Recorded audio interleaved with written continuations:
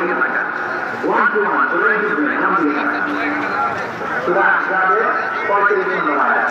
আওয়াজ করে সবাই বলেন তো কয় নম্বর আয়াত? 35 নম্বর আয়াত।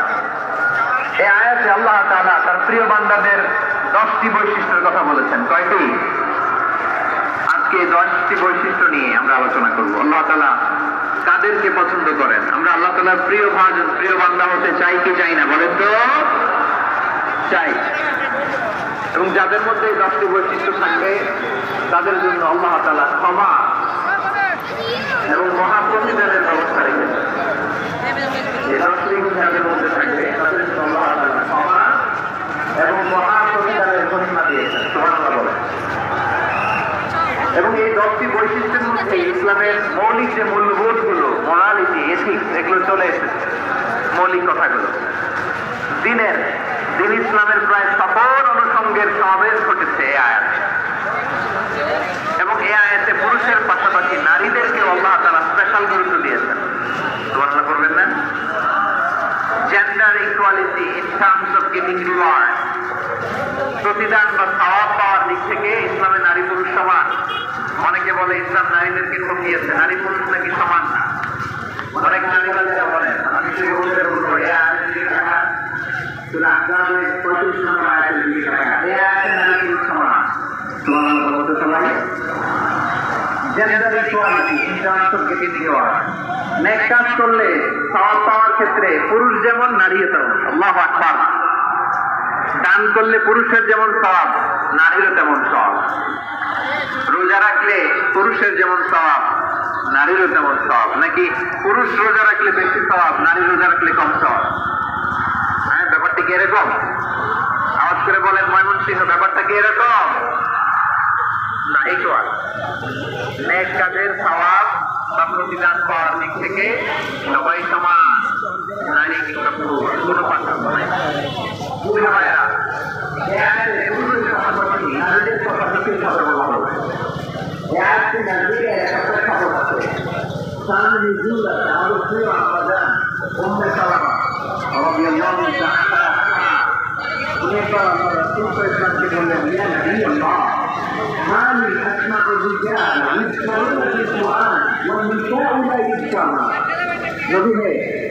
এমন কেন আমি কোরআনে দেখি যে প্রায় পুরুষদের কথা বলা হয় কিন্তু নারীদের নিয়ে কথা নাই।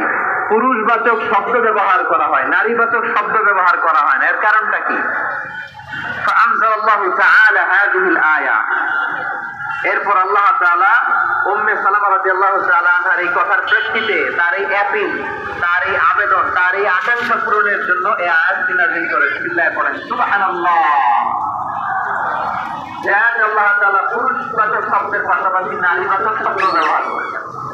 যেমন ধরেন মুমিনিন, এটা বললে এর মধ্যে পুরুষও আছে নারীও আছে। মুসলিমিন, এটা বললে এর মধ্যে পুরুষও আছে নারীও আছে।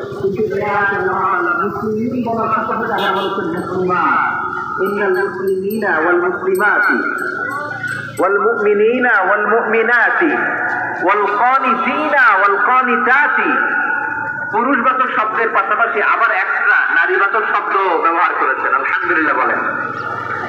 প্যান্ডেলে যে সমস্ত আমার বোনেরা নারীরা আছেন, আপনাদের খুব খুশি হওয়ার কথা যে উম্মে সালামা রাদিয়াল্লাহু তাআলা আনহা, আমাদের আম্মা জান, বিশ্বনবী সাল্লাল্লাহু আলাইহি ওয়াসাল্লামের প্রিয়তমা স্ত্রী, তিনি তো আপনাদেরই প্রতিনিধি, আপনাদের রিপ্রেজেন্টেটিভ হয়ে তিনি বলেছিলেন শুধু পুরুষবাচক শব্দ কেন, নারীদের কথা বলি। আল্লাহ তাআলা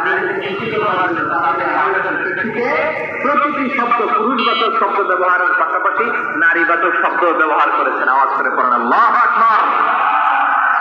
তার মানে নেক আমল করলে, ভালো কাজ করলে, সৎ কর্ম করলে সেটাতে নারী আর পুরুষ সমান।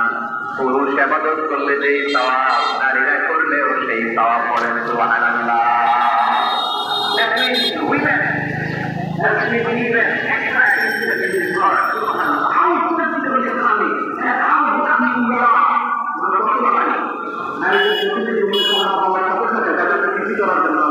পুরুষবাচক শব্দের পাশাপাশি নারীবাচক শব্দ দিয়ে একটা গোটা আয়াত নাযিল করেছেন। পড়েন সুবহানাল্লাহ।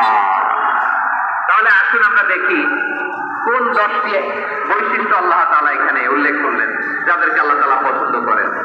আওয়াজ করে আমার সাথে বলেন তো এখানে কয়টা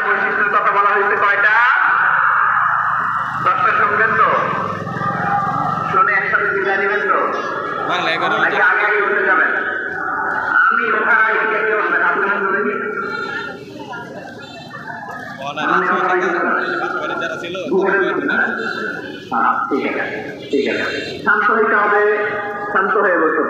আর আমার কথা শুনুন আমার প্রিয় ভাইরা, তাহলে যে 10টি বৈশিষ্ট্য আল্লাহ তাআলা পছন্দ করেন যে ইমানদার বান্দাদের মধ্যে থাক, তার 1 নাম্বার হচ্ছে আল্লাহ তাআলা বলছেন ইন্নাল মুসলিমিনা ওয়াল মুসলিমাতি, নিশ্চয়ই মুসলিম পুরুষ এবং নারী, নিশ্চয়ই মুসলিম পুরুষ এবং নারীকে আল্লাহ পছন্দ করেন।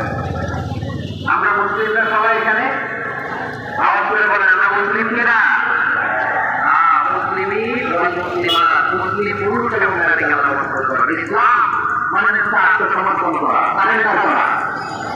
ইসলাম মানে সারেন্ডার করা, রাস্তা মানে আল্লাহর ইচ্ছার সামনে, আল্লাহর আদেশের সামনে, আল্লাহর সামনে আত্মসমর্পণ করে সারেন্ডার করে।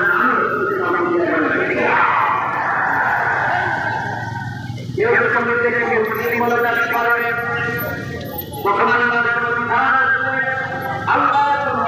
তার সামনে আসলে সেটা মানব কি মানব না এমন কথা বলার তার সুযোগ নাই, মানতেই তাকে হবে। আমার করে বলেন ঠিক কিনা?